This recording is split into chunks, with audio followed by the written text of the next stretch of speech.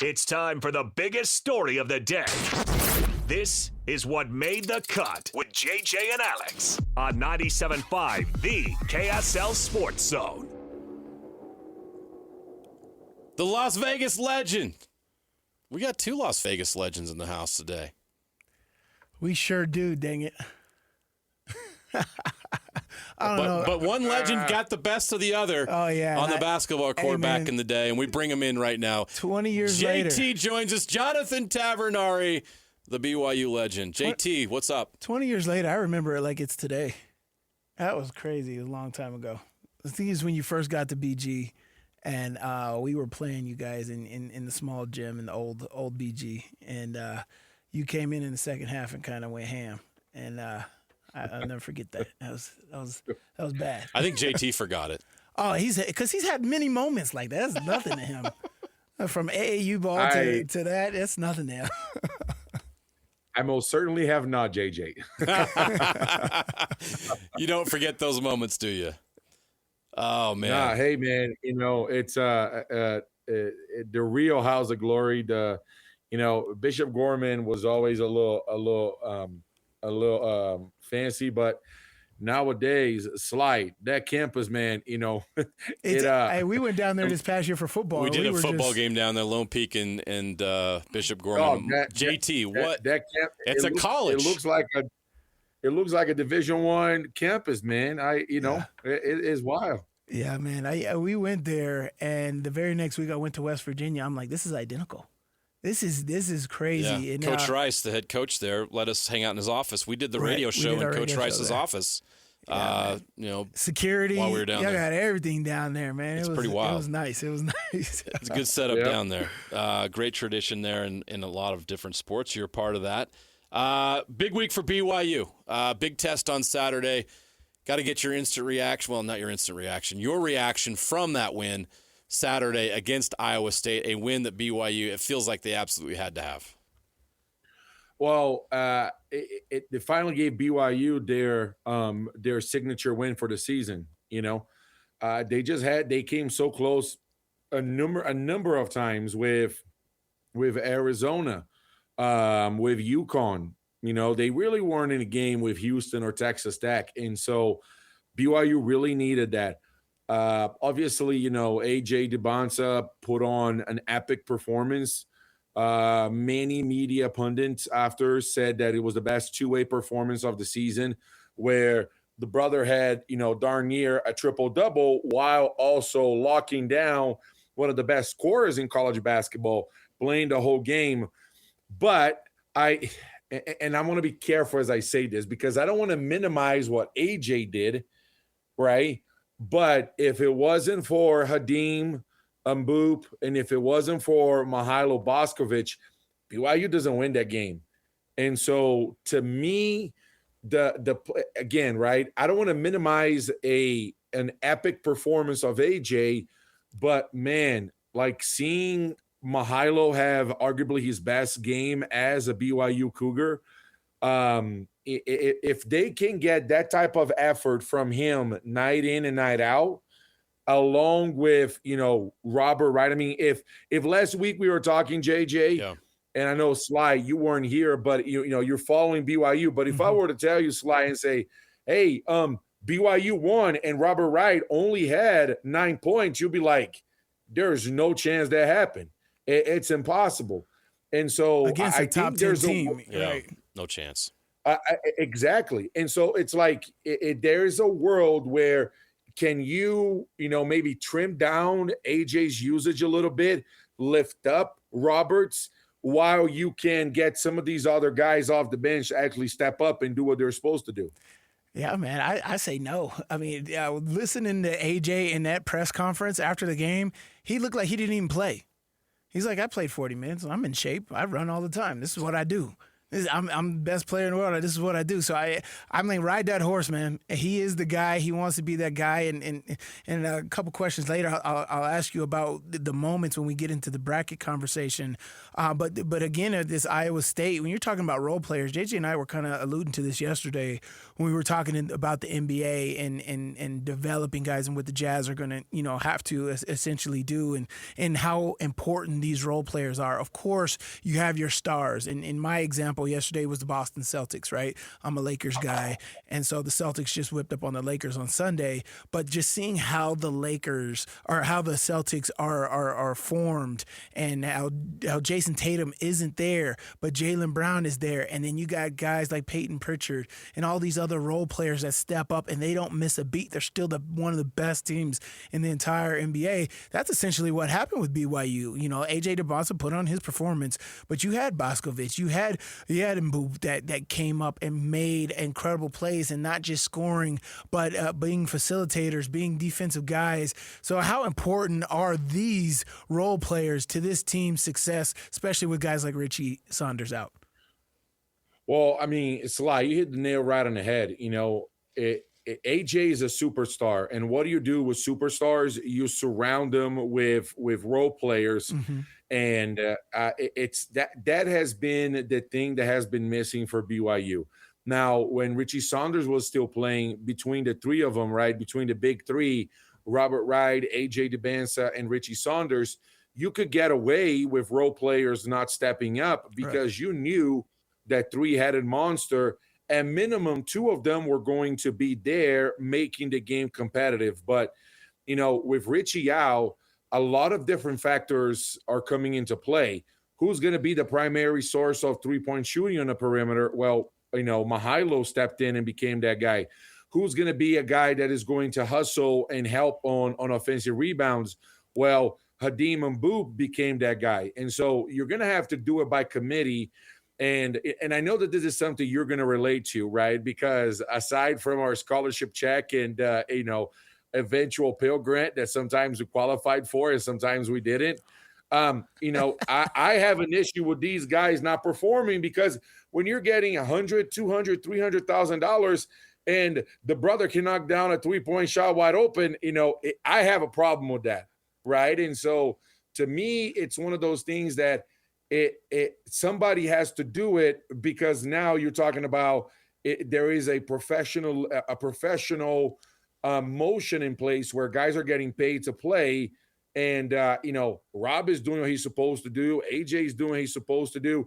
Kebaketa was a massive factor and, did what he's getting paid to do. Some of these other guys also need to step up and start earning their dollar. You know what I mean? So you sound like you're a big Darren Peterson fan. Oh man! Listen, it'll get under your skin, especially as JT, old guys. Everybody's got their Darren Peterson hot take. You're welcome to share yours here. But us old guys, it really grinds your gears or gets under your skin when guys like that are doing stuff like that. And it is the times you got to play with the mud. But I'm just like, play ball, man. Go out there and play at the end of the day, man. And so, man, I know JT, because the way he played, he just wants to go out there and make it happen. So when you see guys kind of taking it off, it probably gets under your skin a lot more than it does mine. And I don't know if you guys actually saw this, but, Bill Self is a name, he is the standard by which college basketball coaches can be evaluated, right? Yeah. And there is an interview that I'm in sales, I'm in marketing now for a living. And so reading people is what I do for a living, to understand how they're reacting to the message, to what they're saying. And his body language, he's like, I've been coaching for X amount of years, in his Southern accent. And he's like, I just never seen something like this. It's definitely a new one for me. And I'm looking at that and going, he is going like in his head, like, this doesn't play. Oh. He wants to be subbed out. Just boiling. Like, you have all, yeah. And so on the flip side about Darren Peterson, Jeff Goodman made, I think it was today or yesterday, he sent out a good tweet that I agreed with it. And Jeff Goodman essentially said he may be misunderstood. He may just be a quiet kid that doesn't like the limelight and he just wants to play. But there's a lot of, like there's a lot of outside factors. And so I would say this, JJ and Sly, I don't think that we have not even half of the full picture about what's happening with Darren Peters in that situation. Like for him to be able to knock down a three, turn around and go, I'm ready to come out. Yeah. Hey, get me out. Like that is surreal. And so there has to be more going on than meets the eye. Yeah. Well, now BYU turns their attention to UCF, and we saw so many great things out of BYU in this game against Iowa State, and we just talked about the supporting cast really stepping up finally. JT, we've talked about it for weeks about how some of these guys needed to step up. Where was Mihailo? Where was Kennard Davis Jr.? And where's Keba Keita? And they showed up in that game against Iowa State. What do they have to do tonight? What do you need to see from BYU tonight? Because this UCF team is coming here with a lot on the line for themselves. That's a good team coming in here tonight. What does BYU have to do to build off what they did against Iowa State? Well, look, it's one of those situations that BYU, one time it can be a fluke, twice you're starting to see something, three times it becomes a pattern. And so when I look at what they did on Saturday, if they can, and I mean, Sly, you know this, like, the Utah teams you played were super successful. The career you had in the NFL, especially at that time, at that period of time with Pittsburgh, when you do something really good once, you're like, okay, we had a good performance. Now, if you do it twice, you kind of puff off your chest a little bit. You're like, okay, I know what I'm doing. Let alone if you do it 3 or 4 times in a row. And so, but none of that happens, right, in terms of BYU finishing the season 5-0 or 4-1 without a win tonight. And if they're able to replicate the effort that they had on Saturday, where we see either Tyler Moroz or Alexei Kostic or even, Mihailo himself have a game where they step up to the plate, where maybe, and what I meant earlier is instead of maybe AJ having 29, 10, and 9, is AJ has 24, but Rob has 17, and you're able to mix and match their performance a little bit more. Then you can kind of say, okay, BYU may be up to something, because at West Virginia on Saturday, it's a very winnable game. At Cincinnati next week on Tuesday, it's a very winnable game. But none of that is going to be able to happen if they are not able to find your quote unquote, magic formula, or, the shape that fits. And that happens tonight on a very late tip-off game in Provo at 9 p.m. Yeah, man, I completely agree. You play so much that you make it the norm, right? Or you continue on, especially with the transition of Richie Saunders not being that three-headed monster that they have there. What is our new norm, right? What is our new playing norm? And hopefully the win against Iowa State is like, okay, now we know how to play. But you got to understand, your next opponent saw that game too. What you're seeing in film on what you think you did great is what your opponent is seeing, so they're going to try to shut that down. So they're going to try to shut down and double team and triple team DeBonsa. That is even more important for these role players to come up and be factors. And as you said, DeBonsa's numbers may be down to 22, 23 points tonight, but maybe his assist numbers are up because he's got to pass out of the double teams more. And now he has 13 assists instead of 9 assists. And so it becomes more for these guys to be confident in their play, and that's what you hope to see tonight down at the Marriott Center. And I think it's going to be electric, as JJ said, very evenly matched teams, and one that UCF's on the bracket on the fringe, and so they're going to be fighting. They're going to get a little extra narrative in there with them. So very excited to see what BYU can put up tonight, against the pressure this late in the season. Well, and not only that, I mean, when you look at the standings and you look at everything you're talking about, BYU sure has all the hype, right? I mean, all eyes are on BYU, mainly because of AJ.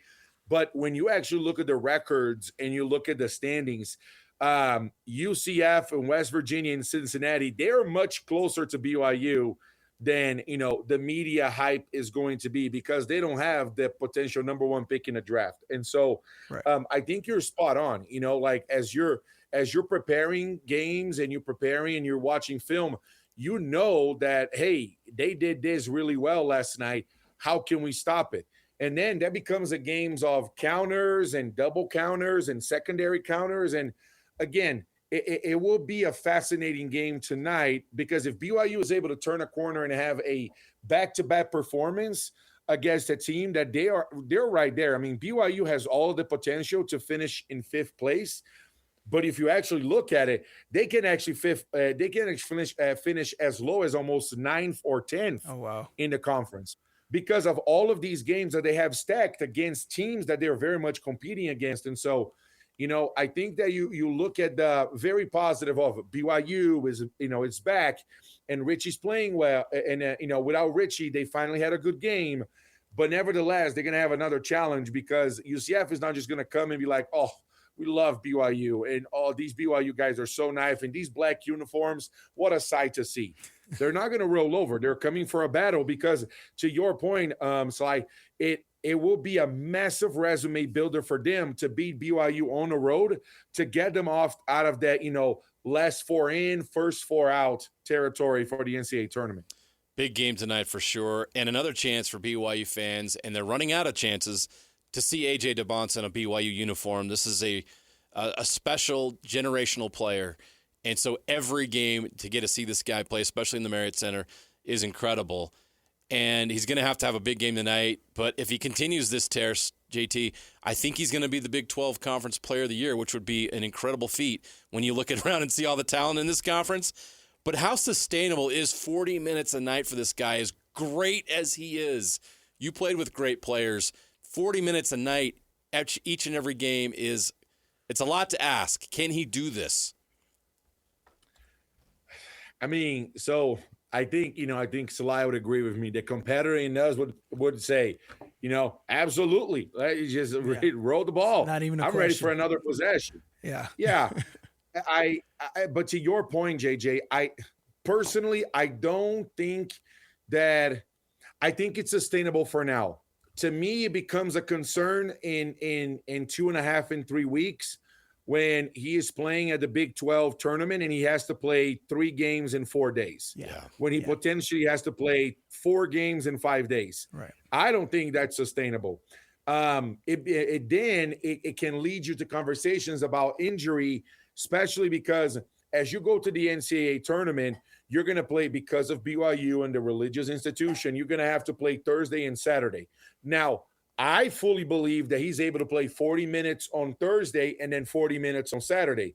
But that's a big difference between playing, 4 games in 5 nights where your usage rate is 37, 38 minutes. And so, I do think that what BYU has going on right now with AJ is fine, as long as he doesn't get in foul trouble and, knock on wood, injury, is free. But at the conference tournament is going to be interesting, man, because they are so AJ and Rob dependent. How are they going to be able to do this in 3 games in 4 days and 2 games in 3 days? It will be interesting. Well, it'd be a good problem for BYU to have, because it would mean they would be advancing in Kansas City, which would be amazing. But you're right, JT. It's just how much of that finally you worry about it. It's a real concern. Kind of the opposite of Darren Peterson, right? So we'll continue to monitor that. But big game tonight at the Marriott Center, 9 p.m. tip-off. JT, you're going to be on the BYU TV coverage tonight? I am. And I'm also planning on maybe even bring a cot with me and a tent, because a 9 o'clock startup game means that the game is going to end at about 11:15. We're not going to go back on air until close to 11:30, and so living in Utah, living in Salt Lake County, that means I might not get home until 3 o'clock in the morning, and so it you start considering, hey, can I just sleep in my car for the night, or because it is going to be a late night, man. Yeah, so if a police officer happens to pull up at the parking lot at Marriott Center at 3 a.m. and sees JT sleeping in a car, JT, he's just tired. Just let him be. Just let him sleep. Yeah. And I'll also tell your boss you're going to call in sick tomorrow, so don't expect JT at work tomorrow. Yeah. If it only were that simple. I saw you in your car last night. You're still here. No, you're the AJ DeBonce of tech sales. No days off. Yeah, I am the Stevenson Sylvester of tech sales. That's who I am. Iron Man. Dependable, reliable, Get and it I done always at the end of the day. Get the job done at the end of the day. Amen. JT, you're the best. Have fun tonight. Should be a great game tonight, and we'll do this again next week. Yeah, appreciate you having me on, JJ, and Sly. Good to be connected with you again, my man. You too, brother. Stay safe.